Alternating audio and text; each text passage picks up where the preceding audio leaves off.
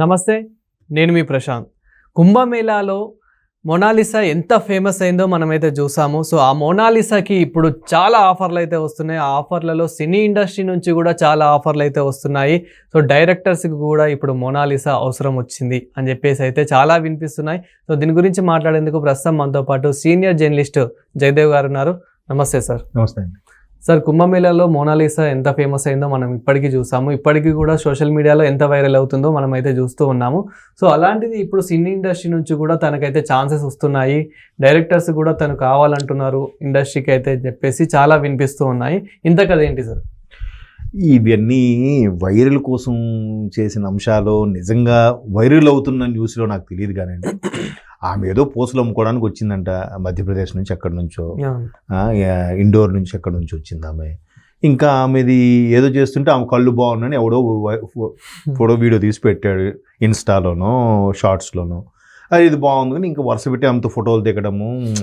మనుషులు ఎట్లా తయారయ్యారంటే అక్కడ కుంభమేళా సందర్భం ఒకటి, ఇక్కడ అట్రాక్ట్ చేసిన సందర్భం ఒకటి.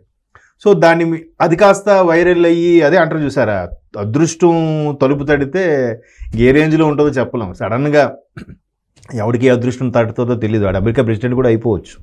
సో అట్లాగా అందుకే చాలా సందర్భాల్లో హార్డ్ వర్క్ టాలెంట్ అంటారు. మరి దీన్ని ఏమనాలి చెప్పండి? ఒక సామెత కూడా అంటున్నారు సార్, కుంభమేళకి వెళ్ళి పుణ్యక్షేత్రాలు చేసుకోండి అంటే పూసలు అమ్ముకునే ఆవిడని తీసుకొచ్చి ఇక్కడ ఫేమస్ చేశారు ఏంట్రా మీరు అని చెప్పేసి కూడా అంటే చిన్న చిన్న కామెంట్లు అలా కామెంట్లు అవుతున్నాయి. దాని వైరల్ కూడా అవుతున్నాయి ఆ కామెంట్స్ మళ్ళీ. అంతే కదా, కుంభమేళాకి వెళ్ళిన సందర్భం ఏంటి, మీరు చేస్తున్న సందర్భం ఏంటి అంటే ఎక్కడికి వెళ్ళినా ఇదే థాట్ ఇదే ప్రాసెస్లో ఉంటారు. సరే, ఆమె చేసింది ఆమెకి ఏదో మొత్తం వైరల్ అయిపోయేసరికి ఆమెకు ఒక డైరెక్టర్ సినిమా ఆఫర్ ఇస్తానండము, ఆమెకి తీసుకెళ్లడము, ఆమెకి డ్రెస్సింగ్, దాన్ని ఫోటోషూట్ చేయడము, బాగుంది అనుకోవడము, తర్వాత నిన్న మొన్న ఆమెకి ఏదో నెక్లెస్ కూడా గిఫ్ట్గా ఇచ్చింది అనడం. ఇవన్నీ ఇప్పుడు ఊరికే ఇస్తే ఆ అమ్మాయి కూడా ఎందుకు యాక్సెప్ట్ చేస్తుంది? ఆమె కూడా బాగా మిడిల్ క్లాస్ ఫ్యామిలీ నుంచి వచ్చిన, మిడిల్ క్లాస్ బాగా ప్యూర్ ఫ్యామిలీ నుంచి వచ్చిన అమ్మాయి కాబట్టి అక్కడ పోసలు అమ్ముకుంటుంది. ఈ 40 రోజుల్లో అమ్ముకునేది 10 రూపాయలది, 100 రూపాయలు 200కి అమ్ముకుంటే జనరల్గా ఎవరైనా అదే కాన్సెప్ట్లో అమ్మాయిలు అమ్మితే మరి కొద్దిగా ఎక్కువ మంది అట్రాక్ట్ అయ్యి తీసుకుంటారని కూడా చాలామంది అమ్మాయిలు పెట్టి అమ్మిస్తూ ఉంటారు షాపుల్లో కూడా. సో అట్లాగని అమ్మాయి ఏదో అమ్ముకుంటే మొత్తానికి ఎవడు కన్నో పడింది, సరే చూద్దాము చేద్దాము అన్నట్టు మాట్లాడారు, పిలిచారు. ఇప్పుడు ఏమవుతుంది, ఏ డైరెక్టర్ అయితే ఆఫర్ ఇస్తా అన్నాడో ఆ డైరెక్టర్తో ఇప్పుడు నేర్పించాలి, నేర్పిస్తాడు. యాక్టింగ్ రావాలి, బయట మాట్లాడింది వేరు, ఫోటోలు దిగింది వేరు, కెమెరా ముందు వచ్చే ఇది వేరు. పైగా కొంతమంది బయట బాగుంటారు కానీ ఆన్ స్క్రీన్ డిఫరెంట్గా తేడాగా ఉంటారు. కొంతమంది ఆన్ స్క్రీన్ బాగోరు, బయట సూపర్గా ఉంటారు. చెప్పలేం, అది స్కిన్ టోన్ అది సూట్ అవ్వాలి, సెట్ అవ్వాలి ఫోటోషూట్లు కూడా. సో మొత్తానికి ఆయన చనువుగా ఉండేది ఏదో నేర్పిస్తున్నాడు. మీరు అన్నట్టు నెక్లెస్ లాంటివి ఇచ్చామనుకోండి, చూసేవాడికి ఎలా ఉంటుంది, వీడు ఎవడో సరే బాగానే వాడుకుంటున్నాడు రా, బొట్టలో పడేసుకున్నాడు రా అని రకరకాలుగా నరవలేని నాలుగు కదా ఏమైనా మాట్లాడుతుంది.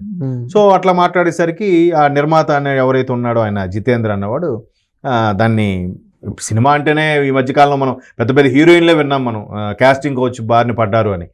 సో ఈయన కూడా సింపుల్గా ఏదో అన్నాడు. ఆయన అంటాడు ఏదో పిచ్చి పిచ్చిగా మాట్లాడుతున్నాడు ప్రొడ్యూసరు, నా కూతురు వయసు ఉంటుందా అమ్మాయి, దాంతో నాకేముంటుంది, క్లోజ్గా మూవ్ అయితే యాక్టింగ్ ఎలా చేయాలో నేర్పిస్తాను నేను అంతే అని. ఎవరు సౌలభ్యం వాళ్ళది, ఎవరు డిమాండ్స్ వాళ్ళవి. ఇన్ కేసు ఆ అమ్మాయి వాళ్ళతో చనువుగా ఉందనుకున్నది ఆమె ఇష్టం, దాంట్లో తప్పు పడడానికి లేదు, ఎవరు వేలెత్తి చూపించడానికి లేదు. ఇండస్ట్రీ కాకపోతే వెండితెర బుల్లితెర అని అనేసరికి మరికొంచెం అందరూ సెలబ్రిటీ స్థాయి అనేసరికి మరికొంచెం భూతత్వం పెట్టి వెతుకుతూ చూస్తూ ఉంటాం. బట్ ప్రతి దగ్గర ప్రతి స్ట్రీమ్లో కూడా ఇట్లాంటి ఇష్యూస్ నడుస్తూనే ఉంటాయి. ఆఫీసుల్లో కూడా ఎవరైతే చనువుగా ఉన్నారంటే వాళ్ళిద్దరి మధ్యన ఏదో ఉందరా అనుకునే బాపతే కదా అందరిది కూడా. గతంలో కూడా మనం చూసాము, ఏదైతే మనకు హైదరాబాద్లో కుమారి ఆంటీ కూడా తను అంత ఫేమస్ అవుతుంది అనుకున్నారా కాదు, తను కూడా ఏదైతే జ్యువెలర్స్కి ప్రమోషన్ చేయడం జరిగింది ఫేమస్ అయ్యాక. సో ఇప్పుడు అదే సీన్ మళ్ళీ రిపీట్ అవుతున్నట్టు కొంచెం.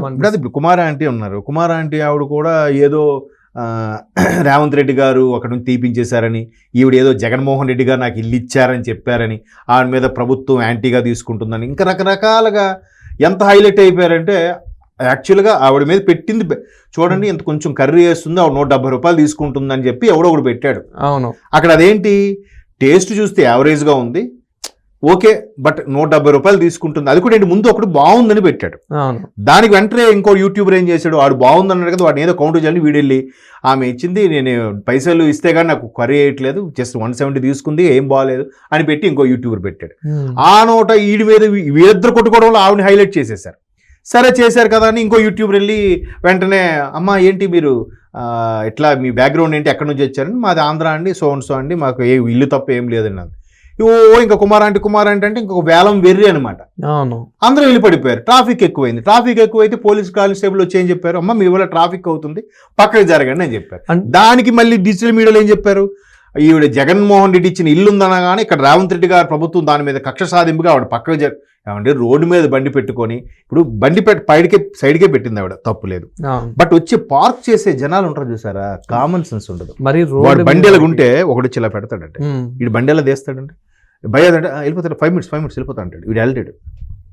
అదే ఆర్గ్యుమెంట్స్ వయసులో ఉంటారు కదా, ఉడుకు రక్తం కదా, ఏదో ఆర్గ్యుమెంట్, ఏదో గొడవ, నేను జిమ్కి వెళ్తున్నాను నాకు అదే అని చెప్పి బిల్డప్, ఓవర్ యాక్షన్, అమ్మాయిలు చూస్తే ఇంకా రెచ్చిపోతాడు. సో అలాగా డిస్టర్బెన్స్ అవుతుంది కాబట్టి ట్రాఫిక్కి.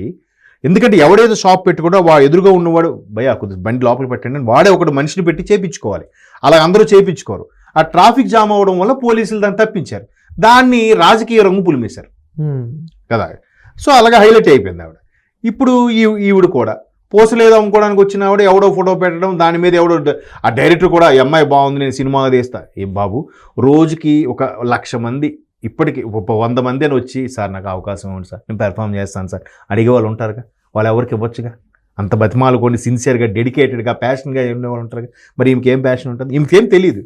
కళ్ళు బాగుండి ఉండగానే, అందం ఉండగానే సరిపోతుందా, పెర్ఫార్మెన్స్ రావద్దా? ఒక హీరోయిన్ అంటే ఒక పెర్ఫార్మెన్స్తోనే సరిపోతుందా? డ్యాన్స్ చేయాలి, పొట్టి పొట్టి డ్రెస్సులు వేసుకోవాలి, ఇంకా చాలా కథలు ఉంటాయి. ఇవన్నిటికీ ఎక్కడ ఇదవుతుంది? కల్చర్, డిఫరెంట్ కల్చర్ ఉంటుంది, పోస్ట్ కల్చర్ ఉంటుంది, రకరకాలుగా అట్మాస్ఫియర్ ఉంటుంది. సో అవన్నీ ఆమెకి తెలియాలంటే ఎంత టైం పడుతుంది? దాని బదులు వేరే ఇంట్రెస్ట్ ఉన్న వాళ్ళకి ఇవ్వచ్చు కదా, అలా ఇవ్వరు. ఏమంటే ఈ అమ్మాయి బాగుంది, నిజమే కాదనట్లేదు, ట్రెండింగ్లో ఉంది, ట్రెండింగ్ చేస్తే అయ్యిందండి.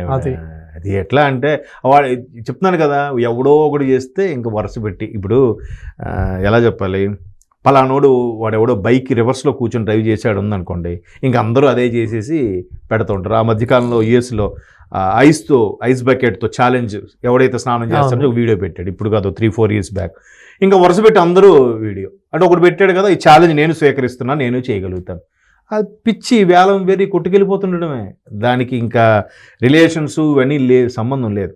కాకపోతే ఆ అమ్మాయి బాగుంది, యాక్షన్ నేర్పించేస్తున్నాడు. ఎప్పుడైతే దర్శకుడికి క్లోజ్ అయ్యింది, వీడు అరే అమ్మాయి బాగుంది, ఆడు క్లోజ్గా ఉంది, నాకు క్లోజ్గా లేదు కూడా వీడు కూడా ఫీల్ అయ్యి ఉండొచ్చు, జలస్గా ఫీల్ అయ్యాడు కాబట్టి ఏదో ఒకటి కాంట్రవర్సీ అయితే న్యూస్లో ఉంటారు, న్యూస్లో ఉంటే నేము ఫేమ్ వస్తుంది. ఎంతవరకు ఎవడో తెలియదు ప్రొడ్యూసర్ జితేంద్ర, ఇప్పుడు అందరికీ మన తెలుగు వాళ్ళని మనకు కూడా తెలిసిందిగా. ఆ మిశ్రా అనేవాడు, సంజయ్ మిశ్రా ఇది వాడి పేరు, డైరెక్టర్, ఆడి పేరు ఎవరికి తెలియదు, ఇప్పుడు మనకు కూడా తెలిసిందిగా. వాడే రాజబాహులి లాంటివి, సుకుమార్ లాంటి ఫేమస్ డైరెక్టర్లు ఏం కాదు కదా, మరి ఎలా తెలిసింది మనకి? ఫ్రీ పబ్లిసిటీ వస్తుంది కదా, అదొక లాజిక్, అదొక టెక్నిక్ అయిపోయింది. ఏది వాస్తవమో ఏది అవాస్తవమో తెలియని పరిస్థితిలోకి వెళ్ళిపోతున్నాం బికాజ్ ఆఫ్ ఈ సోషల్ మీడియా ట్రెండింగ్ వల్ల. అది. Thank you sir.